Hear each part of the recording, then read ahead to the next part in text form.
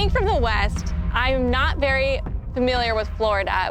Whenever we go visit the beach or something, we go to California, whereas on the East Coast, people go to Florida.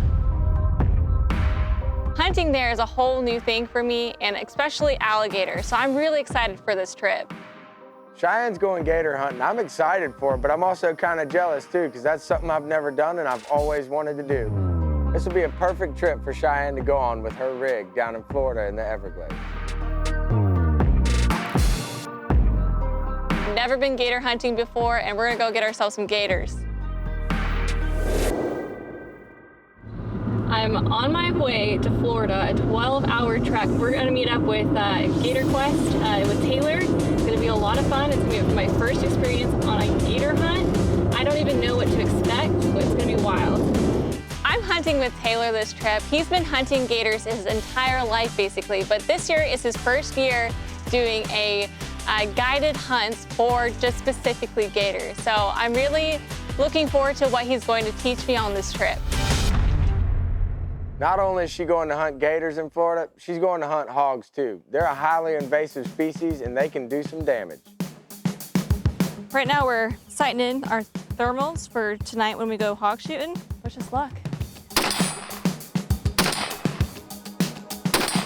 We have literally been here in Florida for just a few minutes, and Taylor already has all of our guns set up for hunting hogs. Where's the camera at? Shoot the camera. I'm just kidding.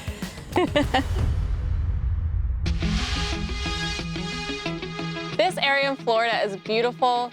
It's lush, it's green. It is something that I actually did not expect, because when I think of Florida, I think of the beach. Completely different than what I'm used to in the West. It's green, it's lush, it's beautiful. It's really just breathtaking. To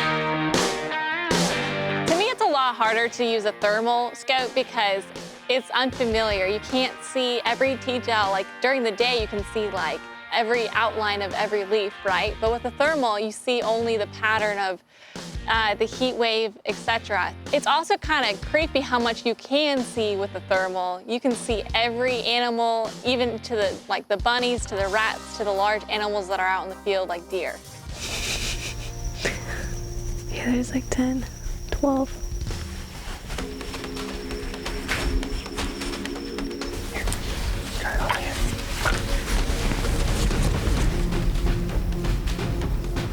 Oh, no, he just went in the bushes. I didn't realize I was going to be seeing this many hogs because, I mean, they were coming from left and right. I'm going to go for it.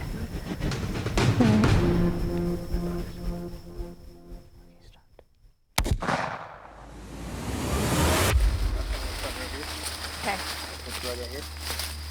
Oh yeah, I see it. As long as I hit it. Oh yeah. So that's good. Looks like a good hit so far. Wow. Yeah, that's a blood trail. Oh yeah, I see it. He's pretty small, but I mean, we got a hog. That's the best eating size right there. Okay. Thank you so much. He's small enough I can carry. All right. Nothing.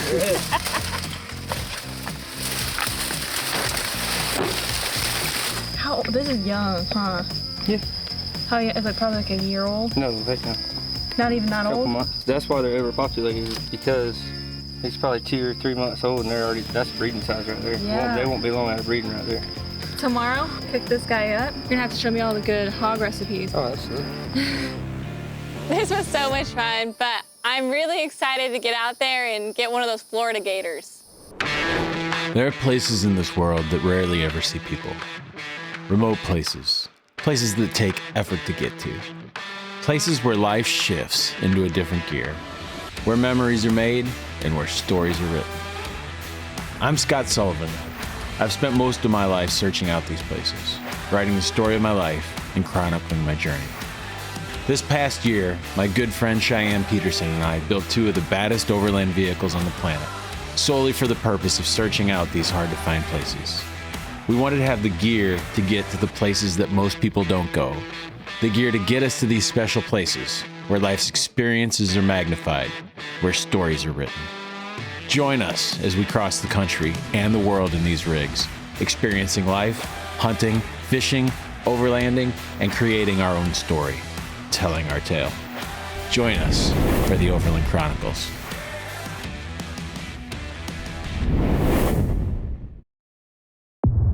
I'm excited for Cheyenne. She's going gator hunting with a desert eagle.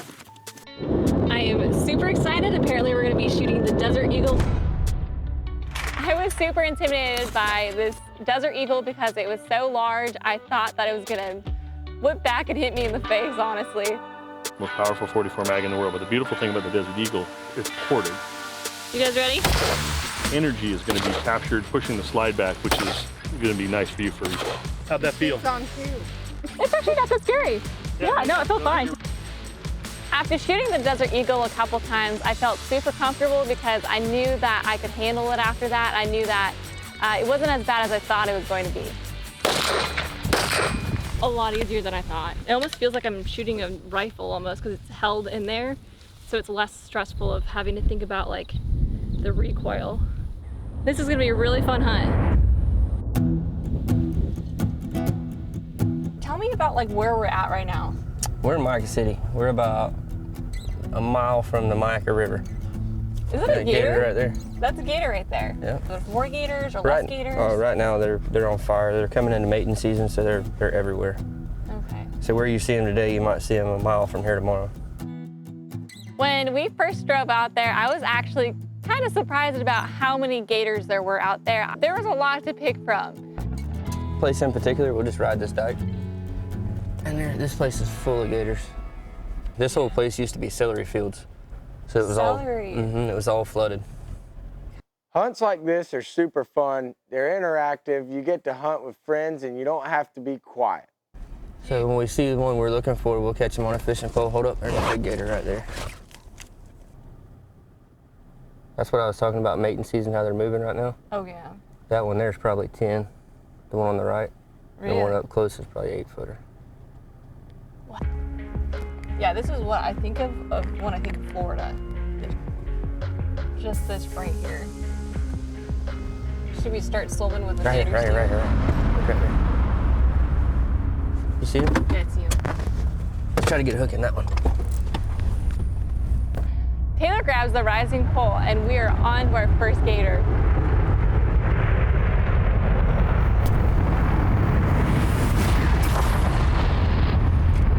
Well, that wind is miserable. Come on, get you some.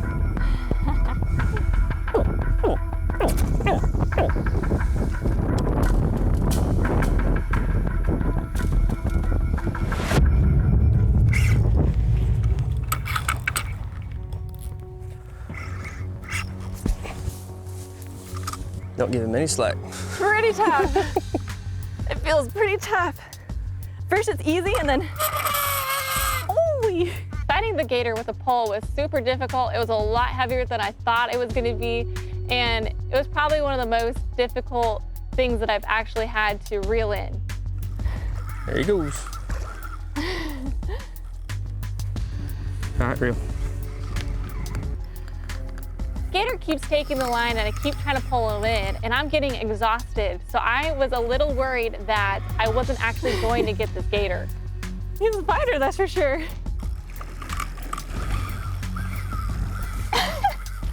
The trick that Taylor taught me was to put the pole in my hip so I'm able to reel the gator in with my whole body weight, not just my arms, because pulling it with my arms makes me exhausted a lot faster. Y'all want to go eat lunch and come back to this or what? Come on, you gotta get him out of there. He's stuck underneath, you see that? You're like, what? There you go. It's pretty crazy to get something that big on the line. I'm used to just fly fishing, and this gator here, he likes to fight, and he's pretty heavy too. You're gonna make me pull it in? Oh yeah. Okay. We'll bubble him so you know where he's at. When I was getting ready to throw this treble hook, I was like, how do I even navigate where the gator is? You see him for a second and he goes down, but Taylor showed me exactly where to throw it, and I trusted him, and once I did, I started pulling in the rope. I realized that it hooked the gator, and I was able to keep pulling him in. Set it. Pull it hard. There you go. kind of a small guy, isn't he? Yeah, I don't think he's what we're looking for. This is the size that bit David's finger off.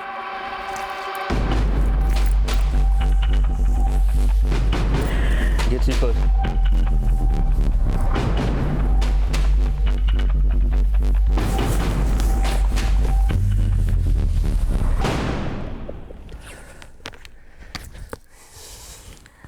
Get on him.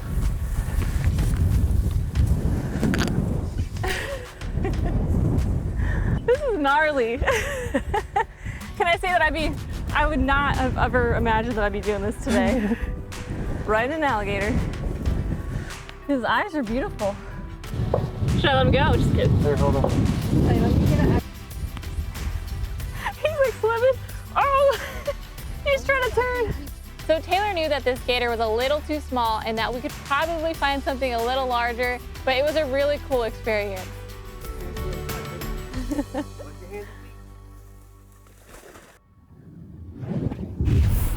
That was a pretty sick experience.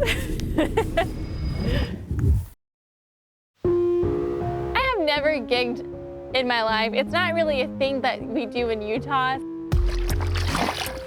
So we are about to go head down the creek, and Taylor and I are gonna go get some fish with this. Yep, we're gonna go gig them.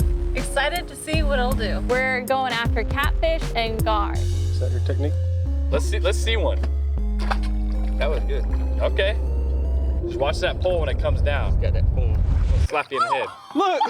No way!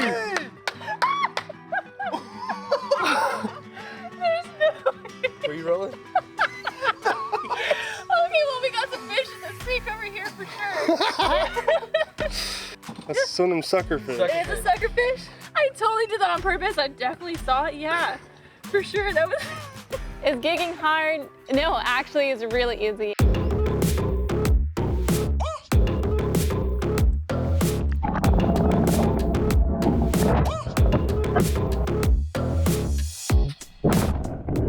Okay, maybe it's just beginner's luck. These fish are pretty cool. There's a armored catfish which I've never seen before. They almost have a like sharp scaling on them, so when you grab them, they can actually cut you. He's a big one for sure. I didn't even realize how big he was. The purkas were not the only thing that we found in the river. What is that? What is that? Is that a tail? Tip of a tail? None of us know what to make of this thing, but Taylor is gonna get to the bottom of it. Yeah, cut it over. Stick? Potato? It is not. It is, bro. No! Insanity. Look, there's that chair right there. Someone must have been taking a little squat. Is it human That was shit? Definitely not human. Dude, that was petrified something shit. Definitely not human.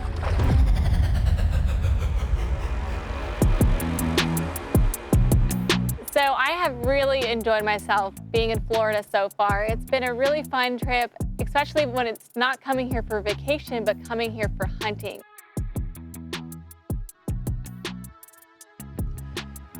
In Florida, there's a lot of swampy areas, so you need a vehicle that will be able to go through these swampy areas, and this overlanding vehicle does just that.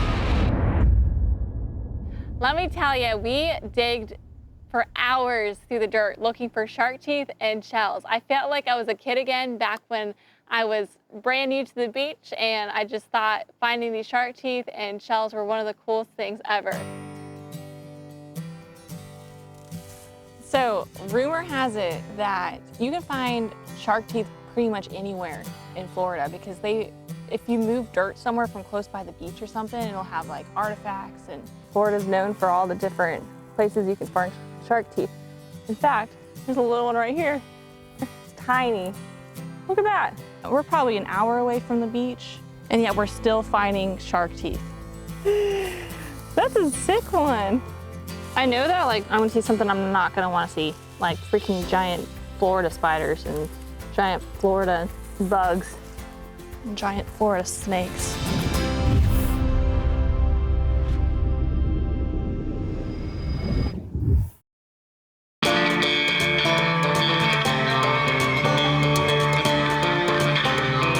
Not tell at all the difference between the gators and the water, but Taylor knew exactly how large and how small these gators were. So I really have a lot of trust in him.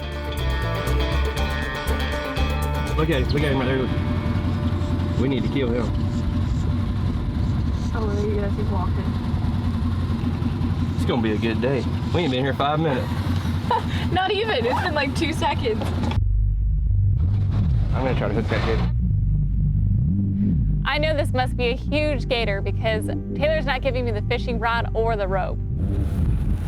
Right straight below, right there, that's where he was.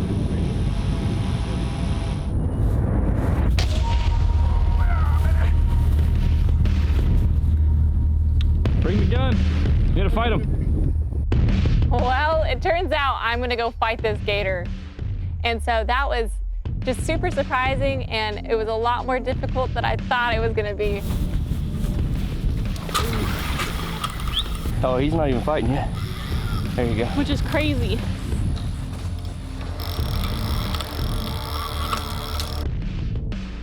So this large gator is a little tricky and a little scary because it's so large that I feel like it could pull me in the water.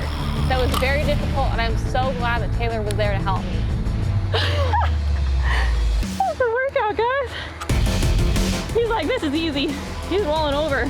My arms get kind of tired. I always think I'm in really good shape whenever I do stuff like this, but then I realize I'm not. I know that gator's down in that muck, and I want to get a glimpse of it. Taylor grabs the rope, and we're about to see how big he is. Yeah. Oh, he's a big boy. Going in the chamber. Right. It is getting crazy. This gator is going all over the place. He's rolling, he's doing the death roll, and I'm starting to think that this thing is gonna pull me in.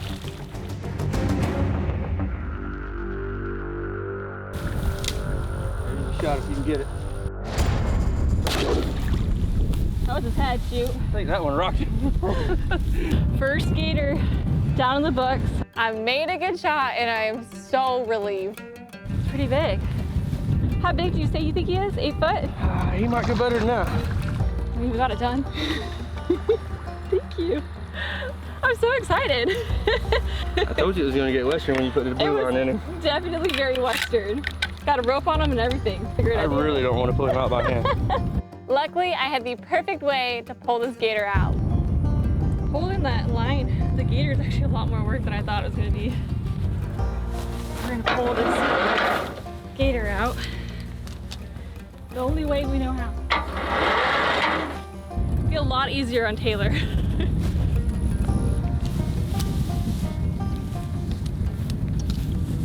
As we kept pulling him out, I realized that he was getting bigger and bigger.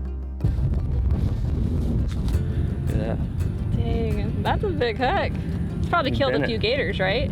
He bent that. Mm-hmm. That just shows how big he is. He's a big boy. How heavy do you think this guy is? Probably 350, 400. Dang. These gators are prehistoric. Getting up close and being able to touch them, it makes you realize how incredible they really are. They're such a unique animal.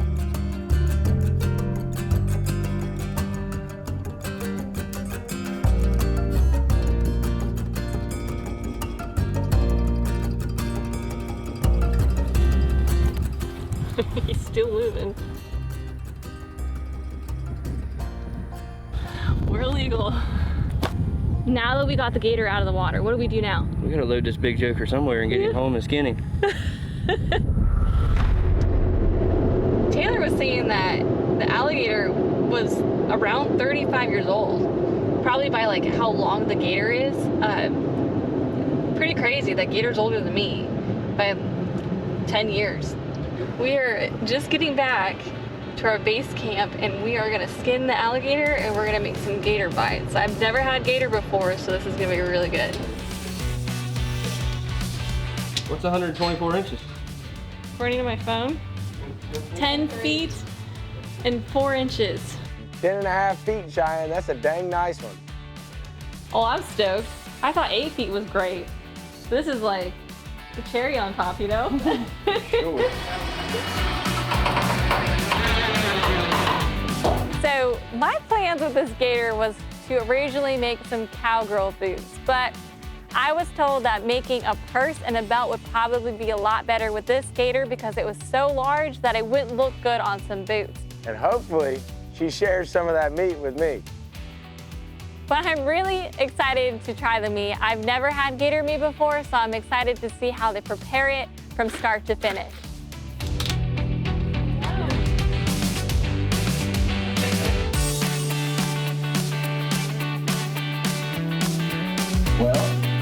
Well, we got it. Glad we got it done. These guys are awesome, and they put together a huge feast, a cookout from all the things that we hunted. We got turkey, we got Boston duck, gonna be deep fried. Then we got meatballs, and then we got frog legs. This can be good. When we tried the frog legs, I actually really liked them, and I probably won too many.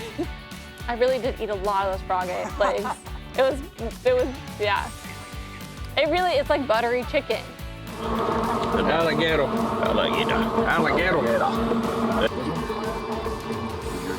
know, that's right. I mean, you play that thing. I've never fried food in my life, which is, you need to start doing it. It's pretty American, right? This is the gator I harvested today, and I can't believe it was swimming around, so this is pretty cool. They're so good.